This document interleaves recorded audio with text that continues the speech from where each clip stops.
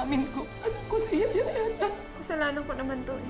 Nagpanggap ako para ilapit ang sarili ko sa nanay ko at sa kapatid ko. Nanggulo ko ng pamilya. You betrayed me! Noon pa man, sinabi ko na ang lahat kay Bernard. Mapatawarin niyo ako. Sorry po sa perwisyong yung dinulot ko sa inyo. Sige, magsama-sama kayo. Mabuti kung makikita mo pa si Angelica. Come here! Angelica! Kung gusto mong sumama dun sa bastardo mong anak, lumayas kayo. Dahil hindi ka kawalan sa buhay namin ni Angelica. Pinatutunayan mo lang na walang kwenta kang ina. Kung hindi man mawala si Kuya Bernard, sigurado naman akong pwede siyang mabaliw o kaya naman mamatay sa lungkot. Dapat lang yan dahil sinira nila ang buhay ko.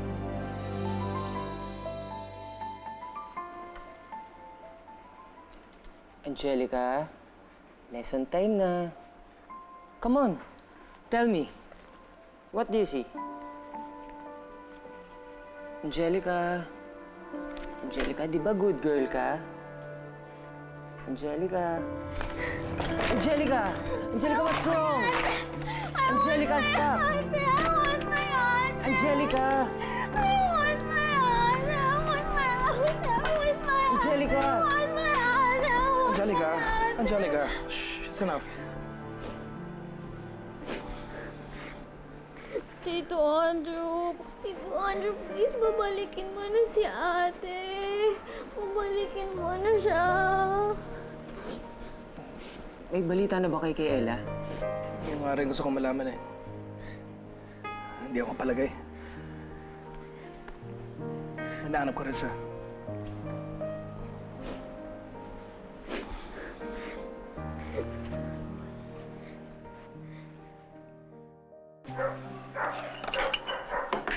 Melissa, konting-itay na lang ha. Malapit na to. Sige Mark, okay lang ako. Hindi naman ako gutom eh. Hindi gutom. Hindi ka nga kumain kagabi. Oo nga, ate. Masarap kaya magluto si kuya.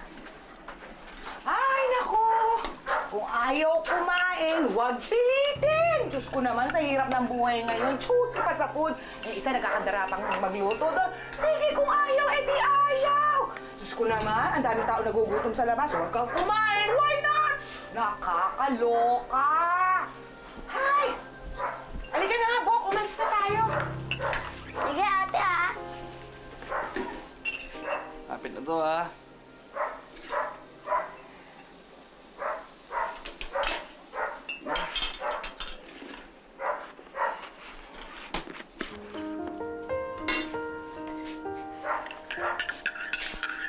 Pasensya mo na si Nay, ha? Matatalan talaga yun. Okay lang yun, Mark. Hindi nga ikaw, nandiyan ang nanay mo eh. Samantalang ako. Sana pala tiniis ko na lang noon na mag-isa ako. Kung iisa rin naman pala ako ngayon. Pwede mo naman silang silipin eh. Samahan kita. Huwag na. Ayoko nang makagulo. Alam mo, mahal na mahal ko sila, di ba? Pero kailangan ko silang tiisin.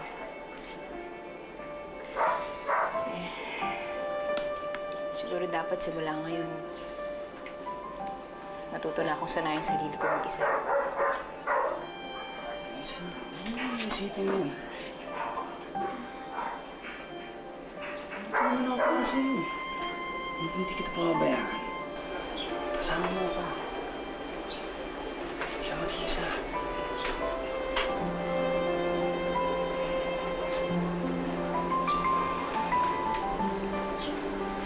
Walang plato ah.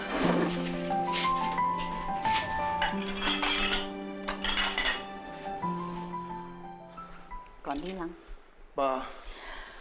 Bernard, I need to eat so I can take my medicines. Kaya huwag ka munang magpakita sa akin, okay? Ma naman, please try to understand. Nagawa ko lang naman yung nagawa ko dahil mahal ko si Maita. And you know, never ako naging problema sa inyo. Kaya pati ikaw, nakuhang lokohin ng asawa mo. Ma, kaya nga humingi ako ng patawad sa inyo eh. After what happened? Oh, God, Bernard. magulo ang utak ko ngayon at masakit ang kalooban ko. Kaya huwag kang humingi sa akin ng bagay na hindi ko may bibigay sa'yo ngayon. Pero Please. Oh, look what we have here. Jordana, please. Nag-uusap kami ng mama. Tama na muna, Bernard. Sit down, Iya. Celine. Excuse me. Jordana, kailangan mo na rin kumain. Masama sa'yo ang palipasan ng gutom. You know what, Mama? I talked to the doctor at sabi niya, gumagaling na daw ako. Thanks to the medicine I'm taking. And it's because of you, Ma. That's good to hear, Iya. Good.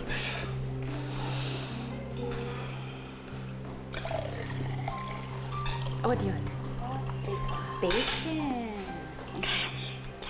Oh, thank you. Kawawa naman si Kumate ng Asuncion. Apparently, she is being fooled by Bernard and Maita. I have been warning her about this Maita. I don't know why she readily accepted Maita to marry Bernard. Mahirap na. Wala pang edukasyon. Wala talaga akong tiwala sa ganyang babae. You know, it really upsets me. This reminds me of your mom. Dad, we don't have to involve Mom in this. Wala naman siyang nalaman dito eh. Ano yan? That's Maita's bastard, isn't it? Yeah, I'm looking for it. Ito lang yung lead na nakuha ko sa kanya. Bakit ka naman concerned sa katulong na yan? Why do you waste your time sa mga bagay na that means nothing? That is why hindi ka ma-asenso, anak.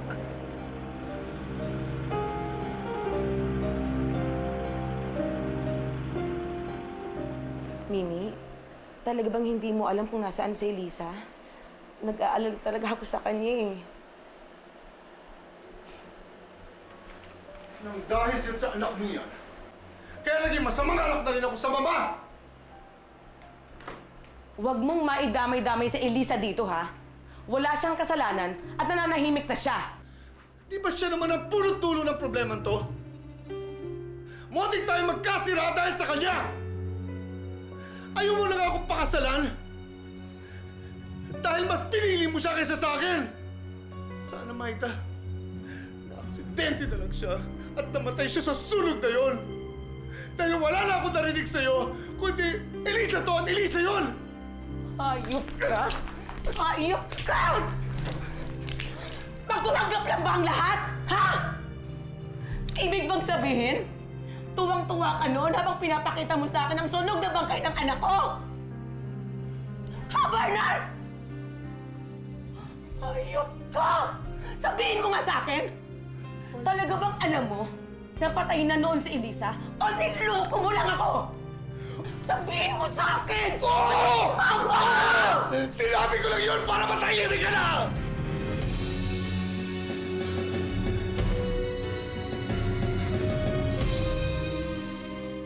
Anong sinabi mo? Pinalabas mo patay na si Elisa? Maita, I'm sorry. Napigla lang ako! Hayop ka! Maita! Hayop ka! Maita, please! I'm sorry! Tagas kong nagluksa! Ang tagal kong nagdusa! Dahil akala ko patay na ang anak ko! Yun pala! Napakawalang yan mo! Maita, Maita, sinabi ko lang yun. Dahil gusto kong matigil ang paghihirap mo. Paano ka magiging sa anak natin kung wala ka nang sinabi o inisip ko di puro Elisa? At natakot din ako dahil baka tuluyang mawala ka na sa akin. Hindi ako mangyari.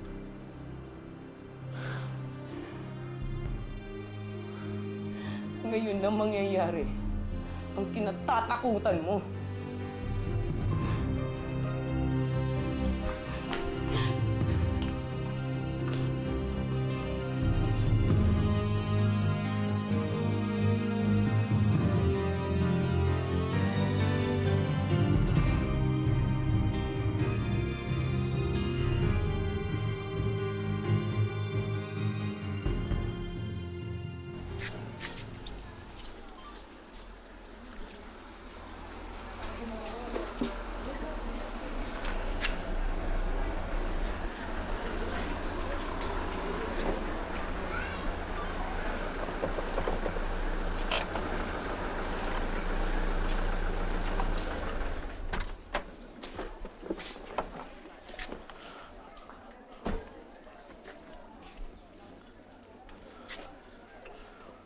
Boss, pwede magtanong?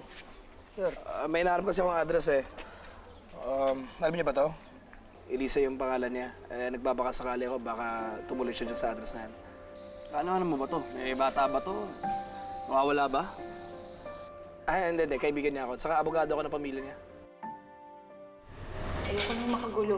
Alam mo, mahal na mahal ko sila, di ba? Pero kailangan ko silang tiisin. Siguro dapat simula ngayon, matuto na akong sanayin sa sarili ko mag-isa.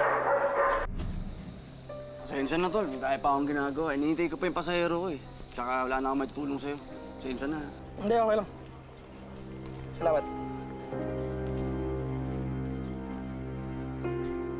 Lisa, saan ba kita hanapin? Saan ka nagpunta?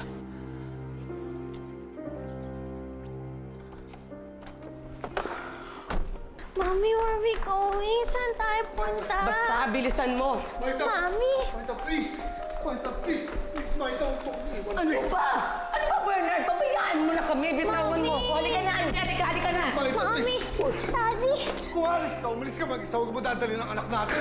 Huwag mong mahawak-hawakan ng anak Mami! ko. Daddy! Tawan mo si Angelica! Daddy! Ay, si Angelica! Ano ba? Ano ba, Bernard?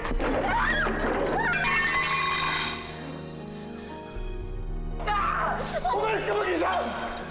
Sige! Subukan mong pigilan kami.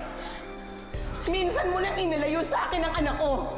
Hindi na ako papayag na gawin mo ulit sa akin yon. Maita! Akin na si Angelica! Please, Maita, please! Akin na! Minahon ka, Maita, please! Bitawan mo si Angelica!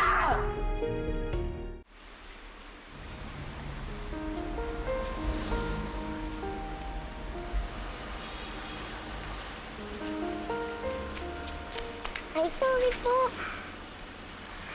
Naku, ikaw talaga, nabangga mo. Naku, miss, pasensya na. Ang kulit-kulit kasi nitong anak ko eh. Okay lang po. Sige po. Ikaw talaga, sabi ko sa'yo eh.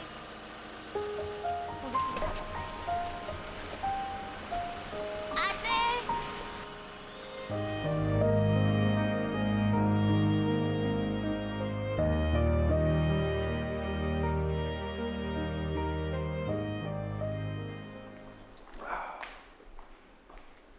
Ma! Ma, it's such a beautiful day. We should dance, Ma, dahil iniwan ako ng asawa ko. Kaya dapat sumayaw tayo ng sumayaw at magpakasaya. Stop it, Bernard! Stop being miserable. Angelica? Nay? Ate! Angelica? Nay? Ate!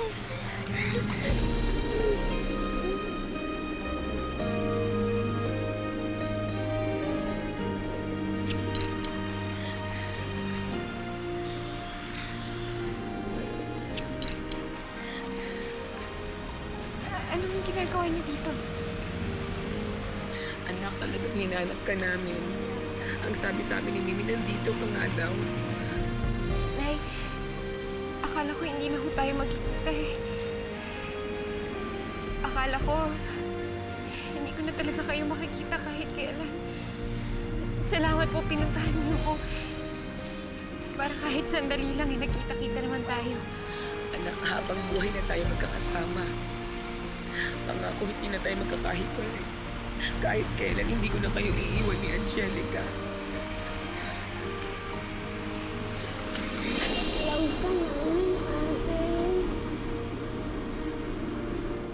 You know, hindi dito natatapos ang buhay mo.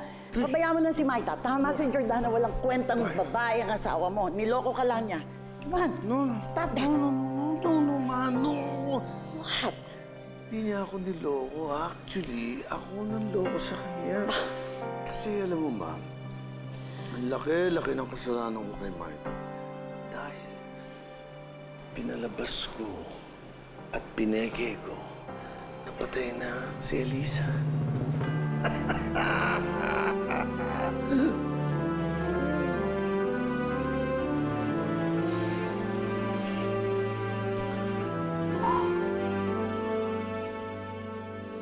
Bahay ho to ng kaibigan ko.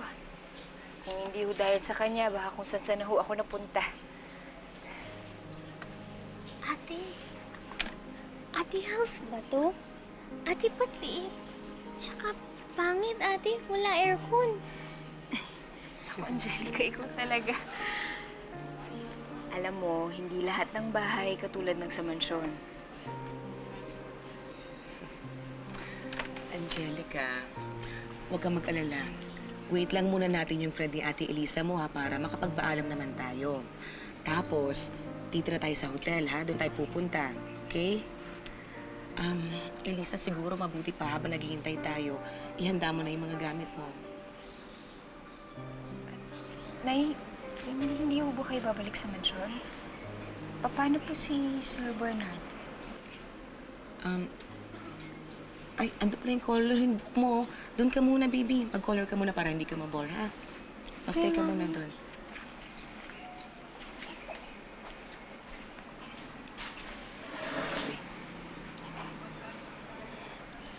Iniwanan ko na si Bernard.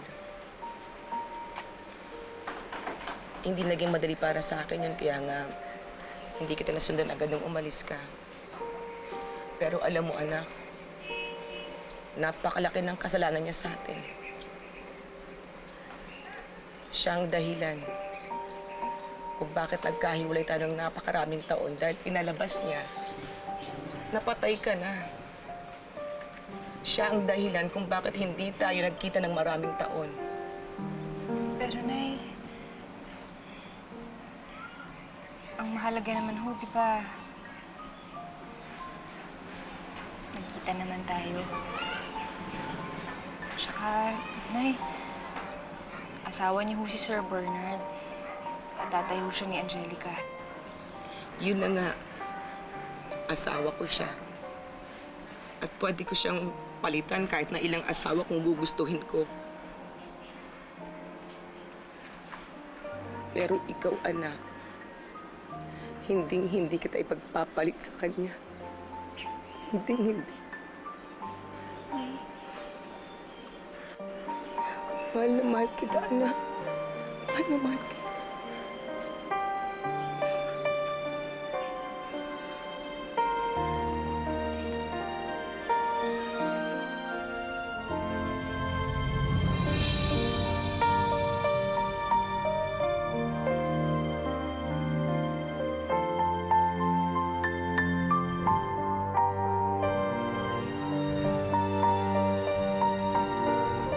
Ay, nako, Mama. See? Erratic na naman ang blood pressure mo. Can you please stop worrying na, Mama, please? Ay, nako, hindi ko maintindihan kung bakit ganito ang nangyayari sa pamilyang ito. You take your meds first. Nung una, umalis ka. Pagbalik mo naman, malala naman yung sakit mo. Eh, huwag kang mag-alala, Mama. Eh, gumagaling naman ako eh. Thanks to you, dahil yan sa tulong mo lahat. Masaya ako para doon. Stay here. Pero nalulungkot ako. Sisira ng pamilya ng kapatid mo. Alam ko si Maita ang buhay ni Bernard. Pero it pains me to see him so miserable. Kailangan lang tanggapin ni Kuya Bernard na niloko siya ng babaeng yun. It's that simple, Mama. Yun din ang akala ko. But it's much more than that, Tia. Umamin sa akin si Bernard. Nagawa niyang paghiwalayin sina Elisa at Maita. And I feel so horrified na pinake niya yung pagkamatay ni Elisa. Mama, yun pa, grabe. That's unthinkable. Hindi ko alam kung paano kayang i-conceive ni Kuya yung na gano'n. Parang, and to think, Mama, you're so proud of him that he's your favorite. Tapos ganun siya. Grabe. Mami, let's go na. Ayaw ko dito. Pangit dito. Ang init. Sabi mo, alis na tayo, Mami. Let's go. Angelica, quiet. Oo, sorry na, baby. Aalis talaga tayo. Sandali na lang, ha? Elisa, anak? Po? Anak?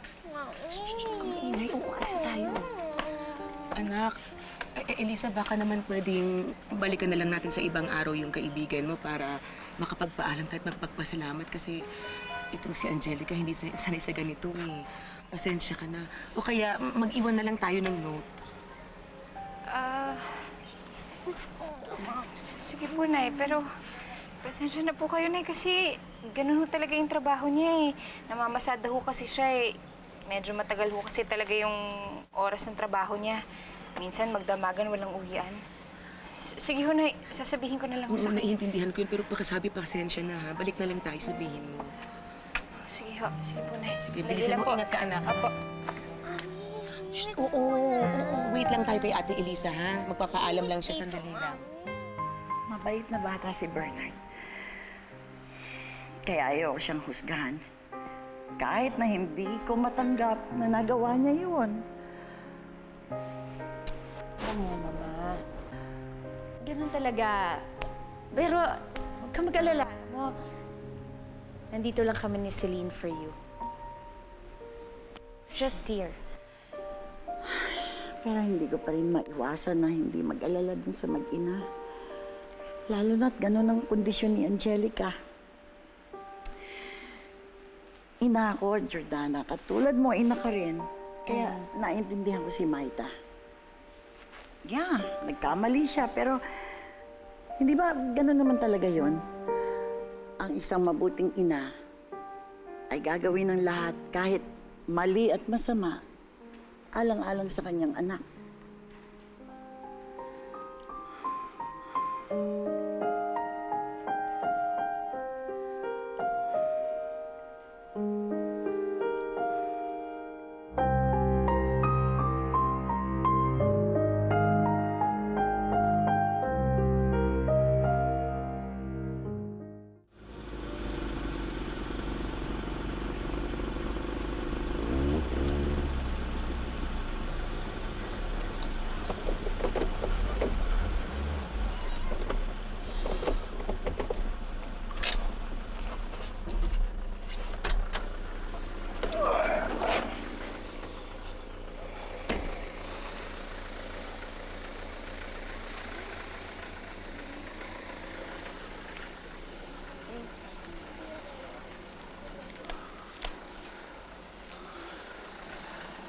Ano? Yes, sir. Alam niyo po ba itong address na to? Inanap ko siya eh, parang hindi naman natauso ang mga numero ng mga bahay dito. Gusto ko malaman kung may Mark Nuevas nga dyan sa bahay na yan. Si Mark, yung nagtatricycle. Teka. Nakikita mo yon? Yun oh, yung nakaparadang tricycle. Ito nandito sa atin? Oo. Ayun siya oh. Yung nakayalo? Oo. Dalasan.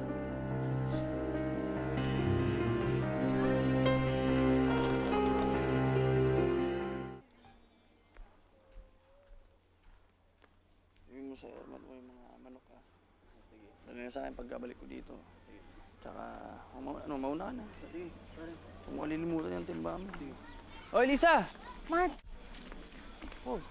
bakit hindi ka umuwi? Kagabi pa kita hinahanap ah. Oh, talaga? Oo! Pasensya ka na. Kailangan ko kasing moble kayod para sa picture natin. Ikaw ba? Ikaw talaga. Pwede ba? Tigilan mo nga ako. O ano? Oh. Hatid na kita? Gusto mo? Hindi. May kailangan ako sabihin sa'yo eh. Ano yun? Mark, kailangan ko na kasing umalis sa inyo. Nandun yung kapatid ko tsaka yung nanay ko sa bahay niyo ngayon. Kailangan na namin umalis agad-agad eh. Eh, saan naman kayo titira? Ella.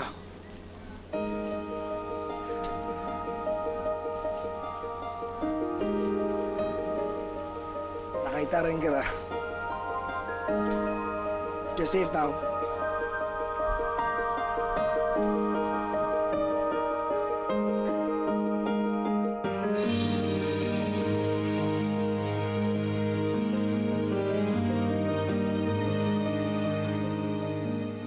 This place is special to me. Ito yung una kong investment since naging lawyer ako. Sana magustuhan niyo. Sana maging komportable ka dito, Lisa. Sigurado mo, nag-aalala na sa inyo si Sir Bernard tsaka si Ma'am Asuncion, pero dahil sa ginawa sa atin ni Bernard, ewan ko na kung mapapatawad ko pa siya. Maita, anak, andito ako para magsumano sa'yo. Sana bumalik na kayo sa bahay natin. Kailangan ka ng asawa mo. Go out with me on a date.